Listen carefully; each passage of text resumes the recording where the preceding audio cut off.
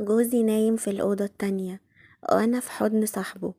ازاي وصلت للوضع ده؟ وازاي بخونه دلوقتي؟ لو داخل عشان تسمع القصة للآخر، اشترك في القناة عشان توصلك كل حكاياتنا. صاحبة القصة بتقول: أنا عندي 30 سنة، اتجوزت وأنا عندي 24 سنة بعد خطوبة سنة.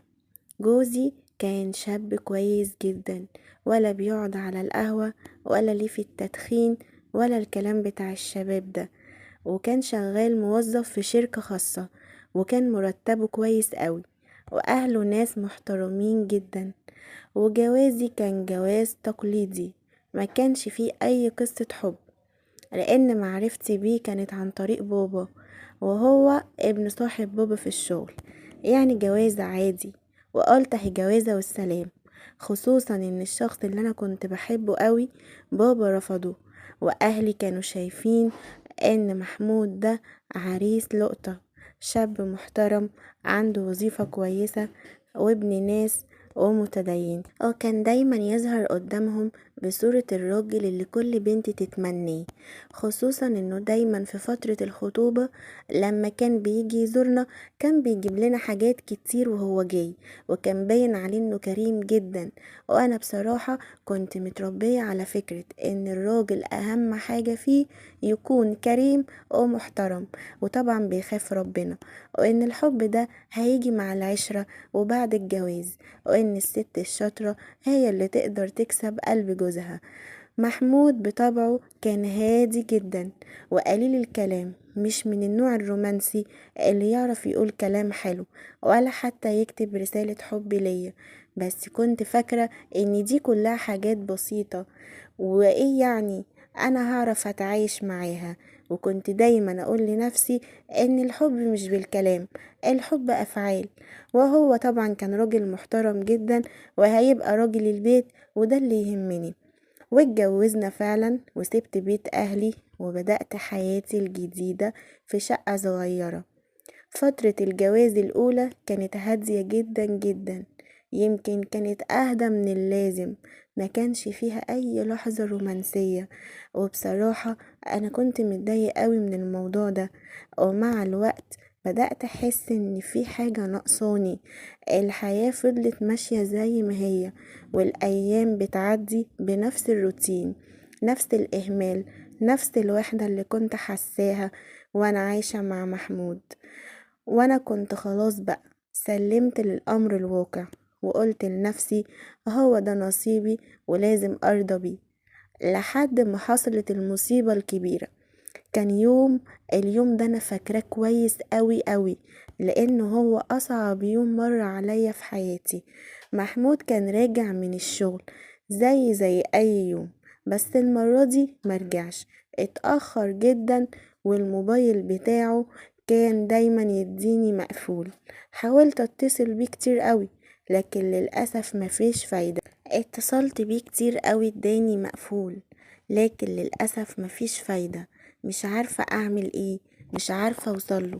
بدأت اقلق، وانا اصلا مش متعودة اقلق عليه، لكن اللي زود خوفي ان الوقت اتأخر جدا والدنيا ليلت ولسه مفيش اي خبر عنه. فقلت اكيد ممكن خرج ولا حاجة والتليفون فصل منه. بس بعد حوالي ساعتين لقيت تليفوني بيرن، ببص لقيت رقم غريب. قلت الو، مين معايا؟ قال لي انتي مرات الاستاذ محمود. قلت له اه، حضرتك مين؟ قال لي جوزك عمل حادثة وهو دلوقتي في المستشفى. انا اول ما سمعت كده الدنيا اسودت في وشي، وحسيت ان روحي بتتسحب مني. الحروف كانت بتطلع مني بالعافية، مش عارفة انطق، مش قادرة اتكلم، مش عارفة ارد. قلت له طب هو كويس؟ ايه اللي حصل؟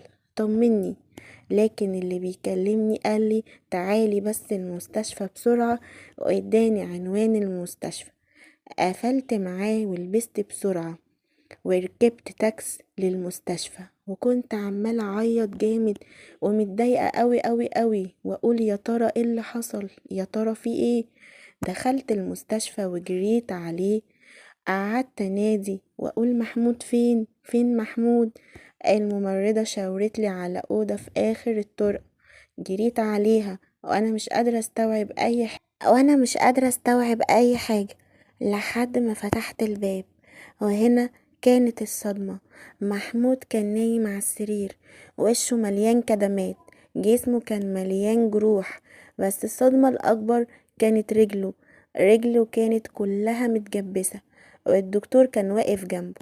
أول ما بصيت له قال لي: هو انتي مراته؟ قلت له اه. قال لي: طب هستأذنك بس نخرج نتكلم بره. اول ما خرجنا بره قلت له: في ايه يا دكتور؟ طمني، هو كويس؟ قال لي: بصراحة الحادثة خطيرة جدا جدا، والعربية خبطته جامد، وهو دلوقتي عنده كسر مضاعف في رجله، وعنده ضرر في العمود الفقري، وده للأسف هيأثر على الحركة بتاعته. قلت له: هيأثر على الحركة بتاعته ازاي؟ مش فاهمة.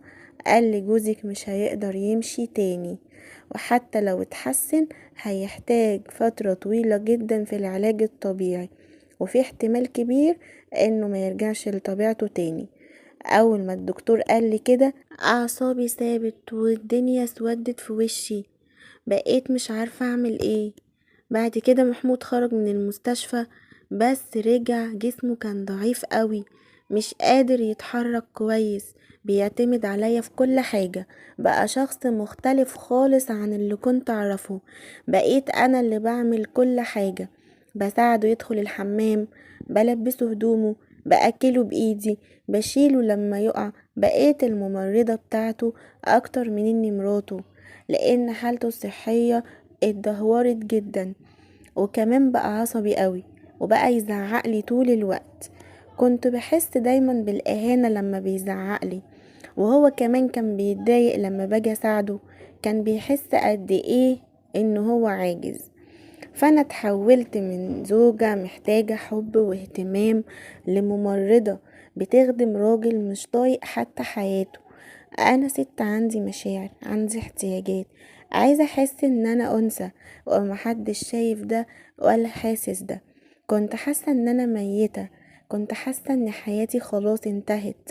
الوحدة كانت بتاكلني من جوه، والروتين بتاع كل يوم كان بيدمر. لحد ما ظهر إسلام صاحبه.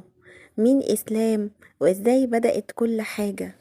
إسلام كان صاحب محمود من سنين طويلة قوي، وزميله في الشغل، وكان أقرب حد ليه.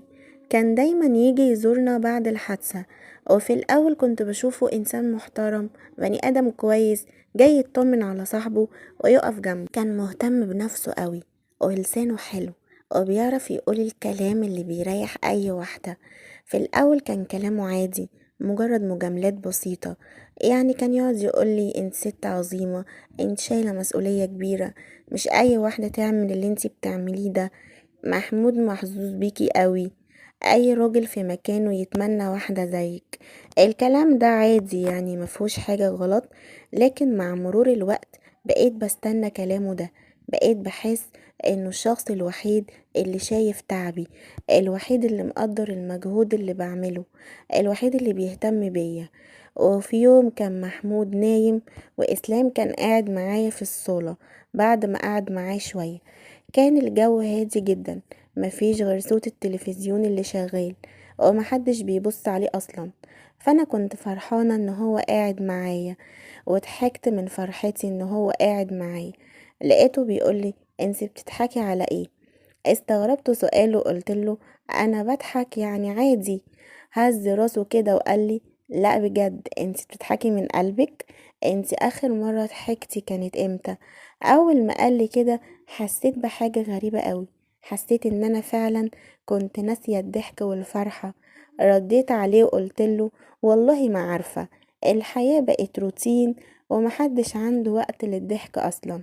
فضل باصص في عينيا كتير قوي، وقال لي: خسارة، الضحكة لايقة عليكي قوي. حسيت ان جسمي اتكهرب اول ما قال لي كده. ايه اللي بيحصل؟ وليه قلبي دق كده؟ الكلام اثر فيا ليه بالطريقة دي؟ مش عارفة. واتوترت جدا وانا قاعدة معاه. وبعدها بشوية محمود صحي ونادى عليا عشان عاوز يشرب، فإسلام قام ومشي. بعد اليوم ده كل حاجة اتغيرت. إسلام ما بقاش مجرد صاحب جوزي اللي بيزورنا، اسلام بقى حد بقيت بستنى اشوفه، حد بقيت احب اتكلم معاه، بحس ان هو فاهمني اكتر من اي حد. بقيت مستنية انه يجي يزورنا، بقيت دايما عايزاه يجي. اهتم بلبسي على طول، بقيت اهتم بشكلي اكتر، وكأني بقيت واحدة تانية. ولو محمود نام بدري، اسلام بيقعد معايا شوية، نقعد نتكلم ونضحك ونحكي، بس طبعا بصوت واطي علشان محمود ما يحسش بحاجة. كلام اسلام كان زي المية اللي بتروي عطش الوحدة اللي كنت حاسة بيها. بقيت ابعتله رسائل على الواتساب كل يوم واطمن عليه. ومرة قالي بقيت احب اكلمك، وبقيت بحس معاكي بروحة غريبة. وكان وقتها لسه ما بكملناش اسبوع، وسألته ساعتها انت هتيجي امتى تاني؟ قال لي احتمال اجيلكم بكرة. اسلام فعلا جه تاني يوم، وكان محمود في اليوم ده تعبان قوي. اسلام فضل قاعد معاه لحد ما نام، وبعد ما نام اسلام كان قاعد قدامه، وانا كمان كنت قاعدة جنب اسلام. اول ما محمود غمض عينه ونام، جيت عشان اقوم لقيت اسلام لمس ايدي لمسة صغيرة. حسيت ان انا اتهزيت قوي، وقلبي فضل يدق جامد قوي. بصيت في عينيه وضحكتله، لقيته بيبصلي بنفس النظرة اللي كنت مفتقداها من سنين، النظرة اللي بتقول ان انتي واحدة جميلة قوي وانا عايزك. وبعدها حصل اللي ما كنتش هتخيل ان هو يحصل. بعد اليوم اللي اسلام لمس فيه ايدي، حسيت ان انا حياتي ما بقتش زي الاول خالص. كنت بروح انام جنب محمود، بس مخي مشغول بحاجة تانية، مشغول بكلام اسلام، بنظرته، بلمسته، بالاحساس اللي اول مرة احسه معاه. رجع ليا كل حاجة كنت فاكرة اني خلاص مش هحسها تاني. كنت بحاول اقنع نفسي ان اللي حصل ده مجرد لحظة ضعف، وانها مش هتتكرر تاني. لكن الحقيقة انا اللي كنت بستناها تتكرر. قبل كده كنت بشوف اسلام ده ضيف جاي يزور محمود، لكن بعد اللي حصل بقيت بستناه. بقيت احس ان اليوم اللي اسلام ما يجيش فيه يوم ملوش اي لازمة. بقيت اهتم بنفسي اكتر، بقيت اقف قدام المراية قبل ما يجي كتير قوي، بقيت احط ميك اب، اغير في شكل لبسي، وكأن بنت بتجهز نفسها عشان تخرج مع حبيبها. بقيت اول ما بسمع جرس الباب قلبي يدق جامد قوي، وكأني مستنية لحظة كنت بحلم بيها. انا عارفة ان انا كنت ماشية في طريق غلط، بس كنت خلاص مش قادرة ارجع. في يوم بعد ما اسلام مشي، وانا قاعدة في السرير جنب محمود اللي نايم ومش حاسس بأي حاجة، لقيت موبايلي رن. جاتلي رسالة من الواتس من اسلام، وبعتلي فيه سهرتي النهاردة كانت احلى سهرة، كانت احلى من اي يوم. انا نفسي الوقت يطول معاكي اكتر. ساعتها حسيت بجسمي بيترعش من كلامه، وهنا كانت أول خطوة في خطوات الضياع. نظرات، كلام حلو، لمسات، شوق وحب بيكبر جوه كل واحد فينا. وأنا مش طايقة الوضع اللي أنا فيه مع محمود، بقيت مش طايقاه خالص، مش عايزة أعيش معاه. بقيت حاسة إن أنا ميتة، مش طايقة إحساسي إني محبوسة في بيت كله مرض وتعب ومعاناة. نمت جنب محمود وانا بعيط، مش قادرة افهم ليه انا حاسة بكده. وفي اليوم اللي بعده اسلام كلمني وقال لي انا جاي اشوف محمود، بس الصراحة نفسي اشوفك انتي اكتر. قلت له طب ما تتأخرش، هستناك. انا اللي قلت له هستناك، وانا اللي فتحت له الباب بايدي. كلمني وهو جاي في الطريق، وقلت له ما ترنش، الجرس بتاع باب الشقة، اتصل بيا وانت واقف قدام البيت وانا هفتح لك على طول. اول ما وصل رن عليا فعلا، رحت فتحت له باب الشقة، ومحمود ما كانش سامع ان انا فتحت الباب، لان باب الشقة بعيدة عن الأوضة بتاعته، وهو كان ساعتها بيتفرج على ماتش ومركز فيه. اسلام دخل ومحمود كان في اوضته، وقعدت مع اسلام في الصالة، بس المرة دي كنت لابسة قميص نوم وكان شكله حلو قوي عليا. ودي كان أول مرة إسلام يشوفني فيها باللبس ده، والأول مرة أحس إن أنا ست بجد مش مجرد ممرضة. قعدت قدامه وقال لي شكلك حلو قوي قوي، اللبس ده جميل عليكي، وعلى فكرة انتي وحشتيني قوي. وانا كنت بصراحة مستنية الكلمة دي من زمان.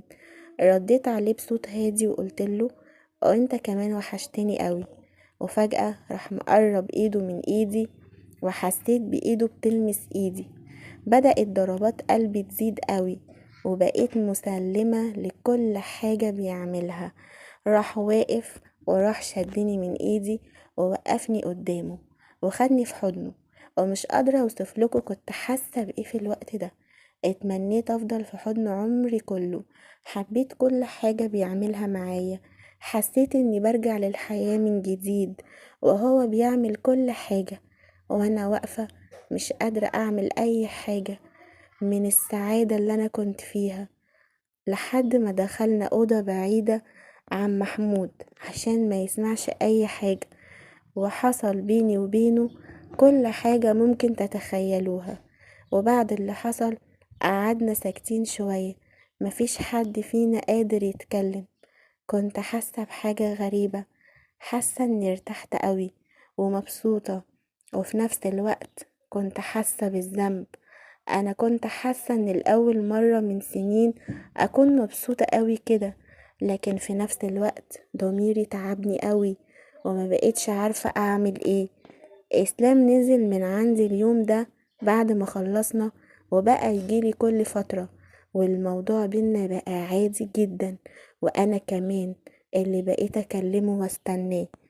جوزي صعبان عليا جدا، بس انا هعمل ايه؟ نفسي حد يحط نفسه مكاني في ظروفي دي ويقولي اتصرف ازاي. لو عندك اي نصيحة لصاحبة القصة اكتب لها في التعليقات، وهي هتتابع التعليقات بتاعتكم بنفسها.